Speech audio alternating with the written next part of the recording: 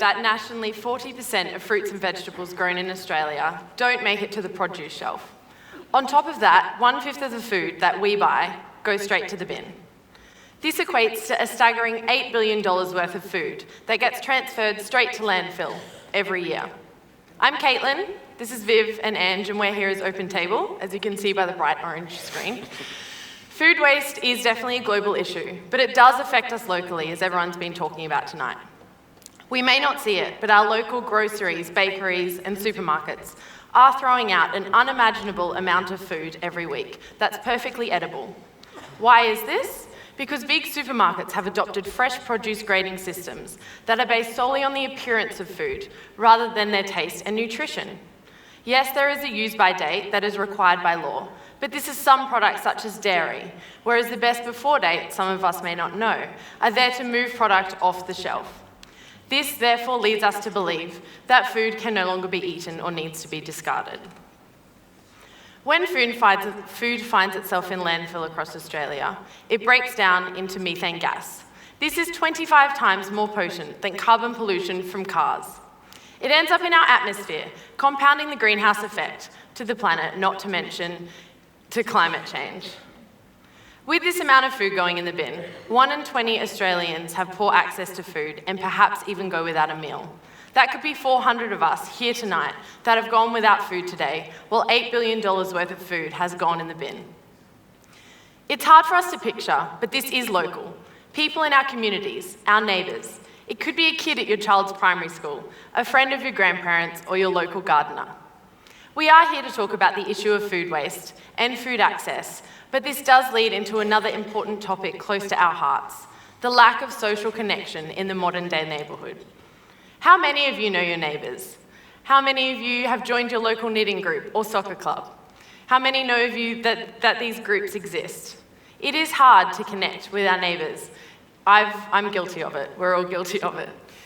But we're here today to show that the connection of communities can really bring our relationship with food together for better. And so Open Table was born. Our journey began some 3 years ago in the kitchen of a Brunswick share house, where a motley crew of students and professionals were chatting about these issues. We all agreed that something needed to be done, and we founded Open Table, a non-for-profit food distribution and social connection organisation. What this simply means is that we rescue food waste, prepare meals with the food, and we serve the meals in an open and inclusive environment. All the food is free, and everyone from the neighbourhood is welcome. Soon after, we started running a humble little community dinner at a Brunswick neighbourhood house. 3 years later, we now run lunches and dinners on a weekly basis in 5 different Melbourne locations in community spaces. In addition, we also aim to lift barriers in communities. We've discovered through Open Table that food has the uncanny ability to unify us all. At a typical Open Table gathering, you might find a young student interested in food sustainability, talking to a pensioner who is relying on supported housing services and just is looking to connect with the community. For example, we've got a regular called Vladimir who has been attending our gatherings for 2 years now. He will help with slicing and dicing and setting up the tables. Vlad is a pensioner that lives by himself and makes a point to come to all our feasts to connect and contribute with the greater community. Whilst he enjoys the company and making of friends, over time Vladimir has shown a greater appreciation of where the food is coming from, and he talks about how good, the strawberries may look one day and how it is possible that the crunches of carrots just get thrown away. Whilst it might not be obvious to Vlad, I believe that him coming to Open Table has truly changed his attitudes to food. He is one of the very many key ingredients that make our events so special. On a weekly basis, one of our lovely volunteers will drive around Melbourne, picking up about 50 kilos of food for that week's gathering. This includes fruits, veggies, and several bags of bread that are donated by local businesses as well as large organisations that rescue food from supermarkets. This equates to approximately 2.5 tonnes a year. Every weekend, a group of 5 to 6 volunteers get together, spend a few hours whipping up the meals and serve those meals to about 50 to 70 people in a buffet style. We've found over time that the more diverse the community, the more people attending. So we've been doing this for a better part of the last 3 years, but we feel like we could do a lot more and that we should do a lot more. Open Table currently serves about 200 meals a month. One of our biggest challenges is how to keep the food we rescue happy. All the beautiful food that's donated to us is approaching the end of its life, and so without the proper care, it's at risk of ruin. We have been lucky enough to have some local businesses lend us a shelf or two in their cool rooms up until now, but as we are growing, we are in need of our very own home.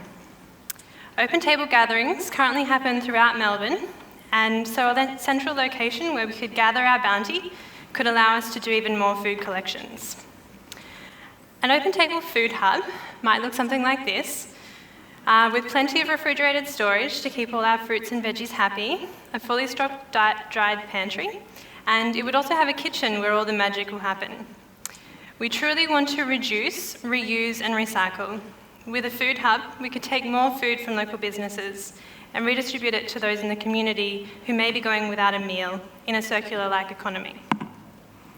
It could look like this. Wild Things, a local North Fitzroy grocer, are looking to do something with all their blemished produce they're unable to sell. This produce might only last a few days before spoiling, and so it needs to be eaten. Open Table can collect what amounts to about 50 kilos per week, which can make up to 50 meals. Plus, where there is surplus of a particular food, we can freeze, pickle, or preserve for eating later. All this delicious prepared food could then be delivered right back into the community, be it to social housing organisations, schools, or community houses. For example, there's a local daycare centre that takes food donations to hand out to families when they come to pick up their kids in the afternoons. The specifics of our proposed project are as follows. We will be working with one of our local council partners to provide us with a space in kind where we will install this kitchen and storage facility. Once this space is secured, we will begin installation, which we estimate to cost about $26,000 and take about 6 weeks to complete. Once we have this facility, we estimate our food rescue capabilities to increase to 7.5 tonnes a year, providing more than 650 meals a month. So, with 8 billion worth of food, edible food that's wasted annually, and 1 out of 20 Australians going without, how can we continue with this broken system? We cannot rely on big business to break this cycle, so it is up to the individuals to create change. We are some of those individuals, and with your support, we're hoping to implement a food recycling process that gives back to the community and reduces all this waste. Thank you. Thank you.